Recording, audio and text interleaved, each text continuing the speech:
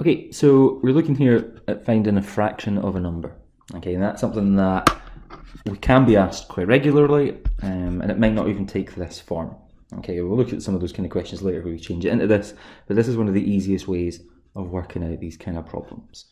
Okay, so often they come up when we're talking about finances, when we're looking at money, when we're looking at going shopping, you kind of find different discounts, you get half off or a third off for different things. Okay, so it is expected that you can work these out with ease, to be honest. So thinking about what it is we want to do here. So the first one asks us to find 1/2 of 24.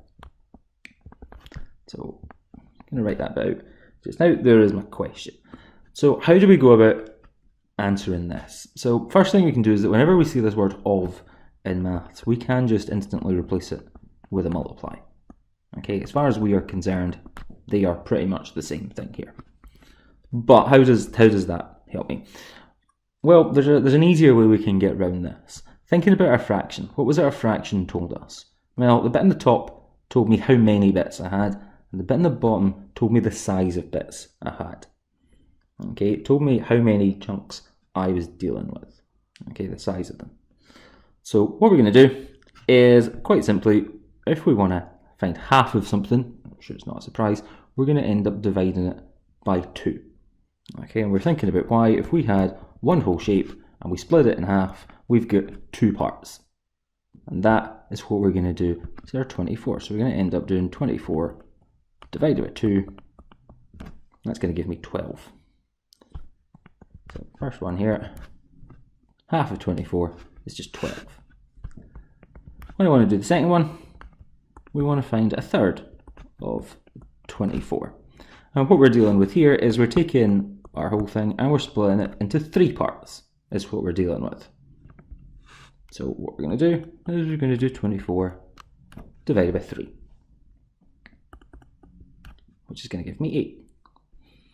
Okay, so again, we're using the numbers in the fraction, we're using our fractional knowledge to help us out with what it is we are trying to find. Third one, I want to find a quarter of 24. So I'm taking 24, splitting them into quarters. What am I getting? Alright, here is shape 1, 2, 3, 4 bits there. So 24 quarters, 24 divided by 4 is 6. Alright, next one. Next one is slightly different. So we've got 2/3 of 24. And so if we look back up to the second one, we found 1/3 of 24. Now if we split 24 into 3 bits, then we got 8 in each bit. But what we want, okay, so what did we do? We took our 24 and we split it into thirds. So there was 8, there was 8, there was 8. Okay, thinking about quarters, we took 24 and we split it into 4 bits, so 6, 6, 6, 6. Okay, and alright, for completion, let's do the top one. We split it into 2 parts, it became 12 and 12. So when we found 1/3 of it, it was 8. What I want here is I want 2/3 of it. So we're still going to split it into 3 parts. So we've got 24 divided by 3 is 8. But what I actually want is I want 2 of them. So we're going to do 8 times 2, and that is going to give me 16. Okay, I'm interested in 2 bits.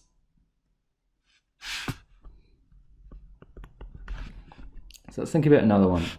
We want to do 3/5 of 35. So again, we can think about it with a wee shape here. How many bits are we splitting it into? We're splitting it into 5 bits. 1, 2, 3, 4, 5. If I've got 35, first thing I need to do is I need to divide it by 5. So 35 divided by 5 is 7. So I've got 7 in each of these bits. 35 divided by 5 is 7. How many of them did I want? Well, I wanted 3 of them. So I need to find 3 lots of 7. And it gives me 21. So again, I wanted 3 of them. Okay, so again, we're happy if we've got 1, 2, 3 bits here out of my 5. That's where my 3/5 part is coming from. 6. Okay, let's do 3/8 of 72 then. So we've got 3/8 of 72. So the bigger the numbers get, the harder it becomes to draw as we picture, but it just seems drawing lines is difficult, so we'll try again. There you go, better. Bigger the numbers get, the bigger your picture needs to go, the more difficult it can be to squeeze it in, but it still works. Okay, so if you want to add it in just to help you along the way, by all means do so. So we want to split it into 8 bits here. So we've got 1, 2, 3, 4, 5, 6, 7, and I'm going to cheat, I'm just going to go 8. There you go, there's a box split into 8 parts. So we're going to do 72 divided by 8. I need to find out how much goes in each box. 72 divided by 8 is 9. And so each box should have a 9 in it. What I want is I want 3 of them. So I need to find 3 lots of 9. 3 lots of 9 is 27. So again, I want this part of my whole shape. So again, when we're looking to do these, by all means include a picture. We do find that they are very helpful. If you're not a picture person and you're just someone that needs a generic formula, well, when we want to find the fraction of a number,